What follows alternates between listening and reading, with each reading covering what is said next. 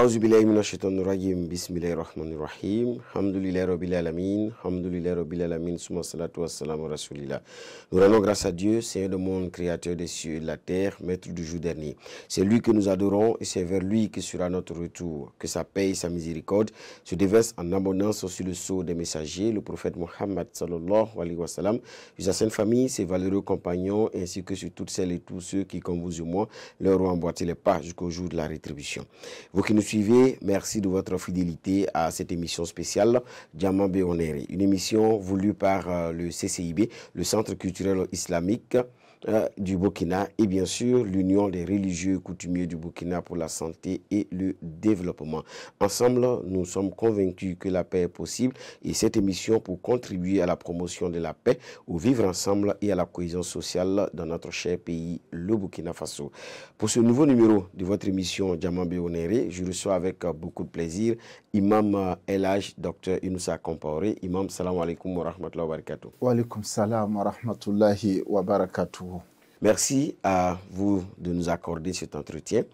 Bienvenue sur le plateau de cette émission. Alhamdulillah, le plaisir est également partagé. D'accord.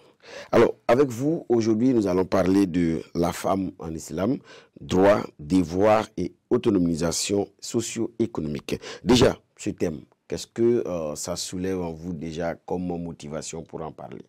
Alhamdulillah, vous savez, la thématique de la femme en général, mais beaucoup plus particulièrement dans notre communauté, elle est une problématique assez centrale au regard du positionnement voulu par l'homme indirectement, de la femme dans le fonctionnement de notre société, dans la famille, et que la femme occupe aujourd'hui une place qui interpelle tous ceux qui sont doués d'une certaine raison et qui ont conscience qu'eux-mêmes ont une mère, qu'ils ont des filles, qu'ils ont des tantes et qu'ils veulent un meilleur devenir pour ces derniers et qui nous interpelle également qu'il faut qu'on revienne à l'essentiel, à savoir tout ce que l'islam a donné comme encadrement pour garantir les droits, pour garantir un bien-être de la femme qui malheureusement aujourd'hui semble négligé ou méprisé soit par ignorance de la femme elle-même,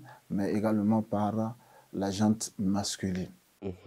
On en parle tout au long de cette émission. Encore une fois de plus, merci de votre disponibilité.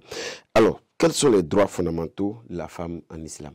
Alhamdulillah, pour parler des droits fondamentaux, pourquoi particulièrement poser cette question pour ce qui est de la femme? Parce que la plupart du temps, on parle des droits humains. Et dans l'humain, on a la femme et on a l'homme à la fois. On pose la question spécifique liée à la femme parce que le problème s'est véritablement posé à leur niveau.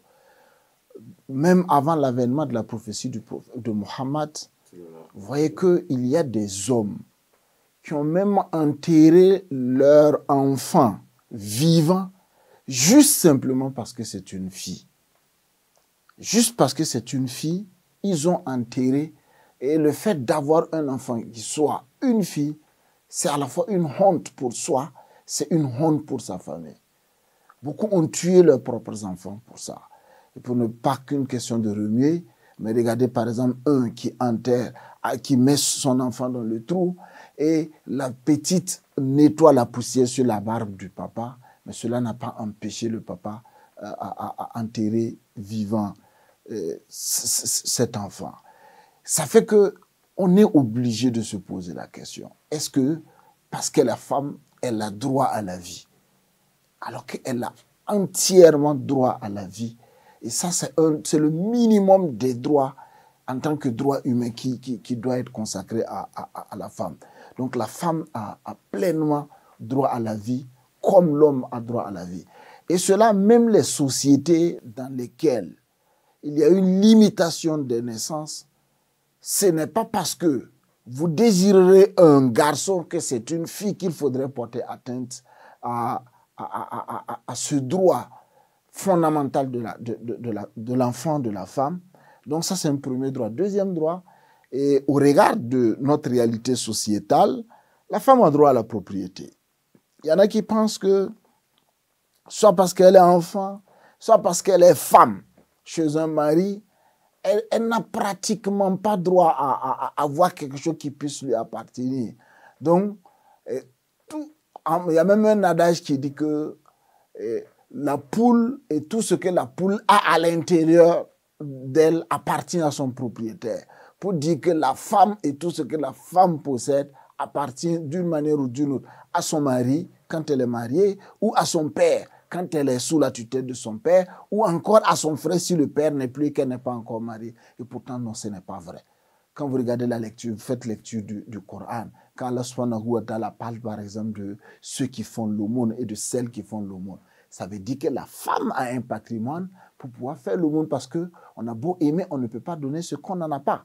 Donc ce droit est un droit également qui est reconnu à la femme d'avoir une propriété propre à elle et un patrimoine distinct du patrimoine et de son père et de ses frères et distinct du patrimoine de son mari et qu'elle gère en pleine propriété. Donc, pour dire qu'en réalité, la femme a droit à l'ensemble des droits fondamentaux dont l'homme peut en bénéficier. Comme par exemple l'éducation, le travail. Également, c'est un véritable problème qui se pose, le droit à l'éducation. Mais je pense que nos États, nos gouvernants, depuis un certain temps, ont pris conscience de cette réalité avec des mesures de discrimination positives à l'égard de la jeune fille pour permettre à ces dernières de pouvoir avancer dans leur éducation. Mais le problème s'est toujours posé, même souvent, même dans nos familles. Dans nos familles où on a des parents qui privilégient l'éducation, qui investissent beaucoup plus dans l'éducation de leurs garçons par rapport à leurs filles, parce que se disant que, quoi qu'il en soit, c'est lui qui sera mon héritier. Quoi qu'il en soit, c'est lui qui portera la famille. Alors que non, ce n'est pas la réalité. Et le prophète alayhi salatu wassalam lui-même aura dit que s'il lui était permis, s'il lui était autorisé de faire une discrimination entre les enfants, il aurait privilégié la jeune fille. C'est parce que c'est interdit. Et encore une fois, il était assis en ensemble avec ses compagnons, il leur a dit que celui à qui Allah a donné grâce d'avoir 3 filles et qui les éduque de manière convenable jusqu'à ce qu'ils grandissent, il sera avec moi dans le paradis, comme ça, en indiquant ses 2 doigts. Il y a un compagnon qui vient de lui demander que, mais si tu n'as que 2 filles, il dit c'est pareil, tu seras avec moi comme ça. Et un autre se levait et demandait, et si tu n'as qu'une seule fille? Il dit, si tu agis ainsi, tu seras également avec moi de cette même manière. Là aussi, on voit en avant cette question d'éducation convenable qu'il faut donner à la fille. C'est pour dire qu'en réalité, la question est essentielle. Et le prophète très tôt a pris conscience de la discrimination que la société déjà mettait en œuvre en place par rapport à la femme. Et aujourd'hui, même dans nos sociétés, ça s'observe très, très vite.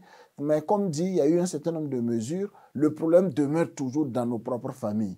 Dans nos propres familles, avec une répartition, on va dire, plus ou moins injuste ou inégalitaire des tâches dans nos propres familles, qui ne favorisent pas même l'éducation des filles. Tu vas voir tes propres enfants, la fille, le garçon, ils reviennent tous à midi de l'école, tous fatigués. Mais on va crier sur la jeune fille d'aller à la cuisine aider sa maman. Et pendant ce temps, le garçon est devant la télévision en train de zapper de chaîne en chaîne. Et quand elle va finir, c'est elle qui va venir servir la nourriture. Et tous vont manger. Quand ils vont finir de manger, c'est elle qui va débarrasser, aller faire la vaisselle. Et elle est fatiguée, alors que l'autre garçon a pu bien se reposer. Et ensemble, ils vont reprendre la route de l'école. Et on s'attend à de meilleurs résultats aux 2 niveaux. C'est une discrimination, c'est de l'injustice et qui ne convient pas pour des porteurs de foi. Donc, ça veut dire que la question de l'éducation, c'est un droit assez essentiel sur lequel nous tous, nous devons avoir un regard assez considérable. Merci, Imam, pour l'ensemble de ces précisions. Maintenant, j'aimerais qu'on puisse s'attarder sur la question de l'autonomisation socio-économique de la femme. Est-ce que cela a une place importante en islam? Alhamdulillah, wa salatu wa salam ala rasulillah. Particulièrement, cela a une place essentielle, fondamentale, dans le fonctionnement même de la famille en général, dans l'épanouissement de la femme, et également, elle contribue énormément au bien-être de notre société en général. Et d'abord, il faut dire, dans la question du mariage, le mariage en islam n'est pas un sacrement, comme on peut observer ailleurs. Le mariage en islam est un contrat. Un contrat à partir duquel les co-contractants que sont l'homme et la femme, chacun doit pouvoir tirer profit de ce contrat. Chacun doit pouvoir s'épanouir à l'intérieur. Mais on a comme l'impression au regard de notre société que le mariage devient un élément par lequel oublie-toi et viens m'aider à me réaliser. Et pourtant non.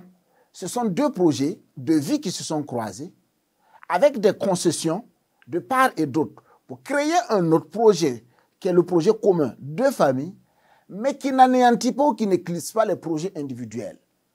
Donc, on a trois projets indirectement qui cohabitent, mais par lesquels chacun doit pouvoir se réaliser et la famille surtout également doit être mise en exergue pour pouvoir se réaliser. C'est pourquoi on doit permettre aujourd'hui, ou on doit accompagner la femme, ou encore que la femme doit prendre conscience qu'il est de son intérêt, à pouvoir atteindre une certaine autonomie. D'abord sous l'angle économique, spirituel, pour ne pas être dépendante, spirituelle, sous l'angle matériel, la femme doit pouvoir avoir une certaine autonomie. Prenez l'exemple de Khadija, la femme, l'épouse du prophète alayhi salatu wassalam. Tout ce que son patrimoine a pu apporter comme bien à l'islam en général, ou encore dans la mission de manière spécifique du prophète alayhi salatu wassalam. Malheureusement, quand on revient à notre société, on a comme l'impression qu'il y en a qui pensent que la stabilité de leur famille est liée au niveau de pauvreté de leur femme ou encore de l'inculture de la femme. Il y en a qui ont peur que la femme soit cultivée. Plus elle est cultivée, mieux elle est éduquée. Ils ont peur de ne pas pouvoir trouver une certaine stabilité parce qu'eux, ils veulent dominer. Ou encore, il y en a qui pensent que quand la femme a les moyens, non, elle devient autre chose, elle devient arrogante. Alors que non, la réalité, c'est quoi? La réalité est que chacun a un rôle. Tout est reparti. J'ai changé une fois, j'ai dit, en réalité, si vous regardez le modèle dans lequel notre société est construite, aujourd'hui, si tu meurs, nous, notre communauté n'est pas encore arrivée à construire un modèle adéquat, à prendre en charge de manière durable des veuves et des orphelins. C'est à l'occasion de Ramadan, quelques sacs de riz, on vient te donner, même une bonne école même, il sera difficile que les enfants que tu laisses là puissent pouvoir les fréquenter. Ça veut dire quoi? Ça veut dire qu'en réalité, il faut prendre conscience que l'homme est un partenaire de la femme qui également est un partenaire de l'homme avec des rôles bien distincts, avec des droits et des devoirs bien distincts et qui permet à la femme, même en cas de défaillance du système, c'est-à-dire que lorsque le mari n'est plus, que la famille n'assume pas ses responsabilités comme on le voit bien dans notre société, la femme peut très bien prendre le relais, bien éduquer ses enfants, bien s'occuper de ses enfants, assurer les besoins de ses enfants. Ça, c'est un minimum. Plutôt que de laisser la femme, même pour payer sa serviette hygiénique, on a comme l'impression qu'il faut que je sois là, parce que ça me donne un certain pouvoir, qu'elle vienne même demander ce minimum-là. Du savon, il faut qu'elle soit là. Ok, ça c'est tout autre. Mais moi j'ai un élément assez essentiel sur lequel j'aimerais revenir. Ça commence par l'éducation de nos filles. Regardez le comportement de nos jeunes filles. Même en tant qu'élèves, quand ils sont à la récréation, peut-être que la jeune fille a 1000 francs dans sa poche. Le jeune garçon a 500 francs dans sa poche. Tu ne sais pas par quelle éducation, mais elle s'attend à ce que ce qu'ils vont payer à la récréation là vienne des 500 francs du jeune garçon. Et ça, c'est une forme de dépendance que nos jeunes filles la cultivent pendant même qu'elle est petite et elle se lève avec ça qui les met sous cette dépendance et qui ne leur permet pas un certain épanouissement de sorte à chercher pour elles-mêmes. Donc, elles sont là sous la dépendance, même en tant que jeune fille. Ou tu prends un engagement avec une jeune soeur que tu veux marier, elle s'attend à ce que tout dépende de toi. Sans aucun lien même déjà de mariage. C'est-à-dire qu'on a éduqué nos jeunes filles là. Je ne sais pas comment ça s'est passé, mais la dépendance matérielle, la dépendance même spirituelle. Il faudrait que tu viennes lui dire qu'il est l'heure de la prière, qu'elle prenne conscience en ce moment qu'il est l'heure de la prière. Est-ce que tu as rattrapé ton jeûne? Qu'elle prenne conscience. Non, ça ne doit pas être comme ça en réalité. Mais Imam, est-ce que ce n'est pas aussi parce que c'est difficile d'être autonome? Oui, certes, c'est difficile, mais est-ce que c'est impossible? Puisqu'on a beaucoup de cas. On a beaucoup de cas par lesquels les femmes ont apporté énormément. Est-ce que vous avez des exemples concrets à partager avec Je vous citais par exemple le cas, on va dire que c'est assez lointain, mais je vous citais par exemple le cas de Khadija, qui a tellement accompagné le prophète alayhi salatu wassalam, avec tout ce qu'elle avait. Et je vous citais par exemple, quand on regardait le prophète alayhi salatu wassalam qui dit, prenez la moitié de ma science avec cette dame-là, en indiquant Aisha radiallahu anha. La moitié de tout ce que le prophète a donné comme science, il indique une femme. Mais aujourd'hui, alors que le prophète indique la femme, nous on veut éclipser la femme. Ou encore, regardez par exemple au temps de Omar ibn Khattab, qui nomme une femme à la tête du marché de Médine pour diriger tout le marché, alors qu'il y avait des commerçants qui étaient là. La femme qui va réglementer, qui va gérer le marché. Entre guillemets, c'est comme dit ministre de l'économie et des finances, en ce moment de la ville, de la cité de Médine. En réalité, c'est ça. Plus donner cette autonomie à la femme, ça lui permet véritablement d'être ce partenaire, de pouvoir marquer une présence de qualité, d'apporter sa pierre à la construction de la famille, mais également de pouvoir pallier en cas de difficulté et surtout apporter sa pierre en tant que croyante à la construction de notre société, comme les Khadija ont pu bien le faire. Et cela est bien possible avec nos femmes aujourd'hui. Cela est bien possible avec nos femmes aujourd'hui, comme vous l'avez dit, parce que derrière, quand une femme est autonome, c'est la société de façon générale qui en profite et qui gagne, comme vous l'avez dit, parce qu'on dit éduquer une femme, c'est éduquer toute une nation, pour rappeler toute la place importante que la femme occupe dans la construction des nations prospères. Alors, j'ai envie de vous demander comment les leaders religieux peuvent-ils accompagner les femmes vers plus d'autonomie? Alhamdulillah, c'est d'abord de prendre conscience que nous avons des filles, que nous avons des mères, et qu'on ne souhaite pas les voir dans une forme de maltraitance, de souffrance. Et pour cela, on doit mettre en œuvre les moyens nécessaires. Regardez un phénomène, on se demande pourquoi un phénomène que nous vivons, qui est assez récurrent dans nos sociétés, les mariages précoces. L'enfant n'a que 12 ans, l'enfant n'a que 13 ans, et on l'emmène dans un lien de mariage. Une année après, tu vois un enfant qui a un enfant. Se pose alors le problème de l'éducation. Quelqu'un dont le processus d'éducation n'a pas été conduit à terme et qui se retrouve à être éducateur ou éducatrice. C'est un véritable problème.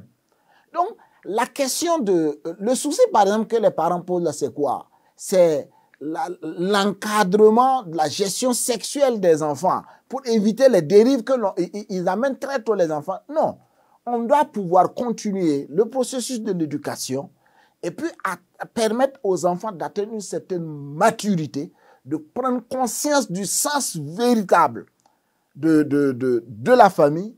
Et je le disais la dernière fois, on peut être formé à être un époux, à être une épouse. Mais on n'est pas encore prêt pour être père ou mère. Ça également, c'est un autre niveau. Mais nous mélangeons tout.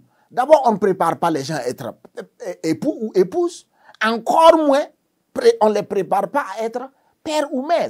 C'est d'autres niveaux de responsabilité. Et je pense qu'il faut que les responsables religieux prennent conscience que la famille, c'est la base véritablement du bien-être de notre communauté islamique en général, mais aussi de notre communauté nationale et en général. Il faut dire qu'on doit prendre conscience de ça et préparer tout le processus de formation, d'éducation pour mieux accompagner et permettre aux gens d'atteindre une certaine maturité pour comprendre véritablement le sens de la famille avant de pouvoir véritablement s'y engager. Merci pour cette insistance sur la prise de conscience parce que, comme l'a dit quelqu'un, la prise de conscience est comme une lumière qui fait briller tous les objets sur lesquels donc cette prise de conscience-là s'oriente. Donc, en tout cas, merci, Imam, pour ce rappel qui profite aux croyants, qu'on puisse prendre conscience de nos réalités et apporter des réponses comme il se doit. Maintenant, quel conseil avez-vous à donner aux familles pour un équilibre entre tradition, religion et modernité? Alhamdulillah, salatu salam ala rasulullah. Par rapport aux trois éléments, vous savez, nous, notre société, on a été victime pendant longtemps d'un certain nombre de phénomènes. D'abord, ceux qui ont fait l'école du blanc à l'extérieur, en Europe et autres, avec le système d'assimilation, on les a critiqués quand ils sont revenus de leurs études, de vouloir transposer la société européenne occidentale dans nos sociétés, vouloir s'habiller comme eux, manger comme eux, être comme eux, au détriment de nos réalités culturelles et traditionnelles. Ce même problème se pose aujourd'hui dans la communauté des musulmans par rapport à ceux-là qui ont été étudiés dans les pays arabes, qui n'arrivent très souvent pas à faire la distinction entre la culture arabe et les principes de l'islam qu'ils sont allés étudier, qu'ils doivent enseigner et qu'ils doivent essayer de mettre en œuvre en tenant compte de nos réalités culturelles et traditionnelles. Et ça, c'est un autre problème que l'on a, qui fait que le bon musulman, aujourd'hui, pour bon nombre de personnes, c'est celui-là qui ressemble le plus possible à l'arabe, alors que ça n'a rien à voir. L'islam enseigne des principes. Et on doit prendre ces principes, l'appliquer à notre cocodonda, prendre ces principes, l'appliquer à notre façon d'affaner, prendre ces principes, appliquer à notre babenda, prendre ces principes et être des musulmans burkinabés, être un musulman Mouara, être un musulman Samo, être un musulman... C'est ça qu'on attend de nous, ces différents principes-là. Donc, il faudrait en réalité, sur la question, par exemple, de la femme, que l'on puisse savoir qu'est-ce qui est principe enseigné par l'islam et qu'est-ce qui est réalité culturelle que l'on a pu transposer de dehors, qui va à l'encontre de ces principes de l'islam, mais également qu'est-ce qui est principe traditionnel et coutumier, qui aussi va à l'encontre des principes de l'islam, pouvoir faire la distinction entre ces différents éléments-là et nous adapter à ce qui est conforme. C'est pourquoi, par exemple, si tu prends notre société traditionnelle, notre société coutumière a toujours valorisé et respecté la femme dans bon nombre de processus et qui ne va pas à l'encontre des principes de l'islam. L'islam nous enseigne de nous approprier ces principes-là et de travailler avec ce qu'également l'islam nous a envoyé. C'est ce qui va à l'encontre là. Mais vous allez voir quand vous entrez dans nos familles, c'est de l'autoritarisme. Les gens veulent s'imposer. Alors que quand Allah même dit, vous avez en la personne du messager d'Allah un excellent modèle à suivre. On va se demander comment le prophète, lui, il était. Regardez, si tu expliques aux gens comment le prophète était, on te dira que mais ça, c'est des histoires de blancs. Le prophète lui-même, quand il était à la maison, personne ne s'occupait de lui, il s'occupait de ses propres besoins. Tu le voyais qui raccommodait ses chaussures, qui arrangeait ses habits. Tu le voyais qui aidait ses épouses dans la cuisine. Tu voyais le prophète qui jouait avec ses épouses, qui faisait la course avec ses époux. Tu vois le prophète qui est dans le même bain avec son épouse en train de se laver. Tu vois le prophète sur qui Allah même a dit, si tu n'avais pas été doux, les compagnons n'allaient même pas rester à côté de toi, encore moins écouter ce que Allah a dit. C'est ta douceur là qui les a captivés d'abord autour de toi et ils sont restés, ils ont entendu le message d'Allah. Mais tu entres dans nos maisons, c'est nous l'homme. Une femme ne peut pas me dire ça. On n'est pas mieux que le prophète. Femme a dit ça au prophète. La douceur du prophète a amené le changement. Ce n'est pas notre douceur là. Que nous, on ne s'impose pas par la force. On s'impose par le processus de l'éducation, par la miséricorde, par la douceur. Et ça, c'est le modèle du prophète alayhi salatu wassalam. Il y en a qui pensent que pour être un homme, il faut qu'on arrive à s'imposer. Mais c'est moi. Quand on entre là, il faut qu'on sente. Non, non, non, ce n'est pas de l'islam. Donc, il faut de la douceur dans nos interactions. Merci beaucoup, Imam. Je veux peut-être en une minute, dites-nous un peu quels sont les conseils que vous pouvez donner aux jeunes filles sur leurs valeurs et leur avenir dans une société islamique. Alhamdulillah, c'est d'abord de prendre conscience que la responsabilité est individuelle et que chacun va aller répondre devant Allah subhanahu wa ta'ala. Donc, si tu prends conscience que tu as cette responsabilité, et qu'il observe tes actes et qu'il va te poser des questions, tu vas tout faire pour pouvoir assumer de manière convenable ses responsabilités. Et par rapport à ça, tu vas prendre conscience que tu as un rôle à jouer. Et ce même rôle-là, c'est d'être le représentant, le vicaire d'Allah sur cette terre, que tu sois homme ou que tu sois femme. Contribuer à lutter contre la corruption, contribuer à lutter contre les tueries, contribuer à lutter contre l'injustice.